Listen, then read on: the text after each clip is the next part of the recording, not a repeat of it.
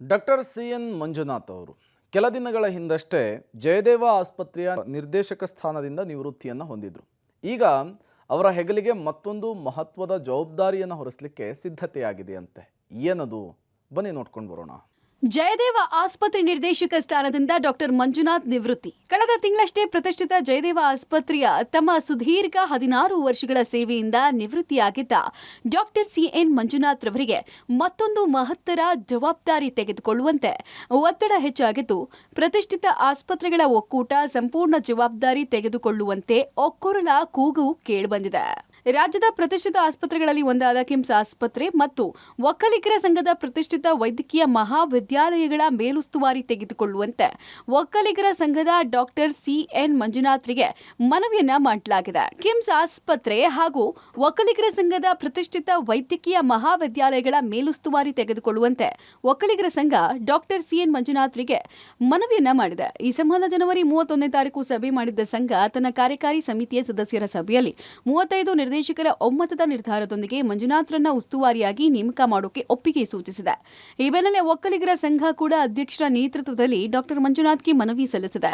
ಕಿಮ್ಸ್ ವೈದ್ಯಕೀಯ ಮಹಾವಿದ್ಯಾಲಯ, ಕೆಂಪೇಗೌಡ ಆಸ್ಪತ್ರೆ, ವೈದ್ಯಕೀಯ ವಿದ್ಯಾಲಯಗಳು, ಕಿಮ್ಸ್ಗೆ ಒಳಪಟ್ಟ ಆಸ್ಪತ್ರೆಗಳು ಹಾಗೂ ಹೊಸದಾಗಿ ಆರಂಭ ಆಗುವ ಮಲ್ಟಿ ಸ್ಪೆಷಲ್ ಆಸ್ಪತ್ರೆಗಳ ಸಂಪೂರ್ಣ ಜವಾಬ್ದಾರಿ ತೆಗೆದುಕೊಳ್ಳುವಂತೆ ಮನವಿ ಮಾಡಿತು.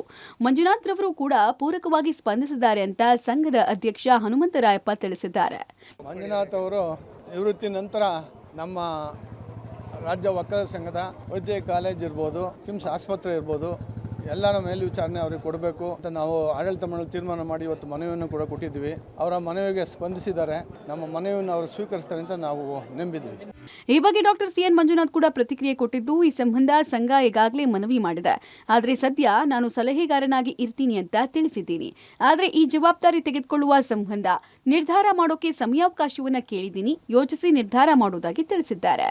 ನಾವು ಸಲಹೆ ಕೊಡೋದಕ್ಕೆ ನಿಜವಾಗ್ಲೂ ತುಂಬ ಸಂತೋಷನೇ ಆಗುತ್ತೆ. ಯಾವ್ಯಾವ ರೀತಿ ಸೂಪರ್ ಸ್ಪೆಷಾಲಿಟಿ ಆಸ್ಪತ್ರೆಗಳನ್ನ ಯಾವ ರೀತಿ ಮಾರ್ಪಾಡು ಮಾಡಬೇಕು, ಯಾವ ರೀತಿ ನಿರ್ವಹಣೆ ಮಾಡಬೇಕು ಅನ್ನೋದ್ರ ಬಗ್ಗೆ ಸಲಹೆ ಅಂತೂ ಕೊಡಲಿಕ್ಕೆ ಸಂತೋಷ ಸರ್.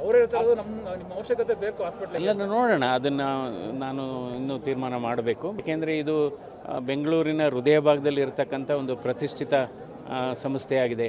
ಇವತ್ತು ಕೆಂಪೇಗೌಡ ಮೆಡಿಕಲ್ ಆಗ್ಬೋದು, ಒಕ್ಕಲಿಗರ ಸಂಘದ ಇಂಜಿನಿಯರಿಂಗ್ ಕಾಲೇಜ್ ಆಗ್ಬೋದು. ಸೊ ಇದಕ್ಕೆ ಬೆಳೀಲಿಕ್ಕೆ ಅವಕಾಶ ಇದೆ. ಅವ್ರಿಗೂ ಕೂಡ ಒಂದು ಮನಸ್ಥಿತಿ ಇದೆ, ಇದನ್ನು ಚೆನ್ನಾಗಿ ಬೆಳೆಸಬೇಕು ಅಂತ. ಸೊ ಈ ದಿಕ್ಕಿನಲ್ಲಿ ನಮ್ಮ ಕಡೆಯಿಂದ ಏನು ಸಹಾಯ ಬೇಕೋ ಸಹಾಯ ಮಾಡೋಣ. ಡಾಕ್ಟರ್ ಮಂಜುನಾಥ್ರ ನಿವೃತ್ತಿ ಬಳಿಕವೂ ಮತ್ತೊಂದು ಮಹತ್ತರ ಜವಾಬ್ದಾರಿ ನಿರ್ವಹಣೆಗೆ ಒಕ್ಕಲಿಗರ ಸಂಘ ಪಟ್ಟು ಹಿಡಿತಾ ಇದೆ. ಆದರೆ ಮಂಜುನಾಥ್ ರವರು ಇದನ್ನು ಸ್ವೀಕಾರ ಮಾಡ್ತಾರ ಅನ್ನೋದನ್ನ ಕಾದು ನೋಡಬೇಕು. Raghu Mariswamy, metro bureau, public TV, Bengaluru.